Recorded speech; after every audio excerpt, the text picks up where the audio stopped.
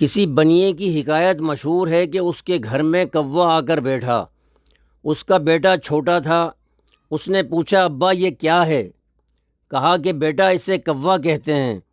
یہاں تک کہ اس نے 100 مرتبہ پوچھا کہ یہ کیا ہے، اور وہ برابر جواب دیتا رہا اور ذرا بھی ناراض نہیں ہوا، مگر اسے ڈائری میں لکھتا رہا۔ جب باپ بوڑھا ہوا اور صاحبزادے جوان ہوئے، اتفاقاً ایک کوا آ کر بیٹھا۔ پوچھا، بیٹا یہ کیا ہے؟ کہا کوا ہے۔ پھر پوچھا کہ کیا ہے؟ تو گھور گھار کے کہہ دیا کہ کوا ہے۔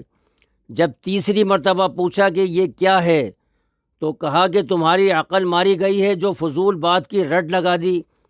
باپ نے کہا، بیٹا خفا نہ ہو، ذرا ٹھہر جا۔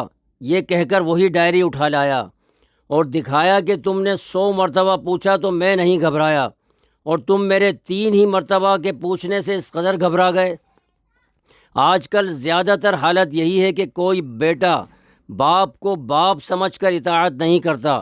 جب تک کمائی رہتی ہے تو کمائی کے لالچ سے خدمت کرتے رہتے ہیں، اور جب وہ کمائی کے قابل نہیں رہتا تو پھر ان میں عمر کے ساتھ 2 نقطے بھی بڑھ جاتے ہیں، یعنی باپ سے پاپ یعنی مصیبت ہو جاتا ہے۔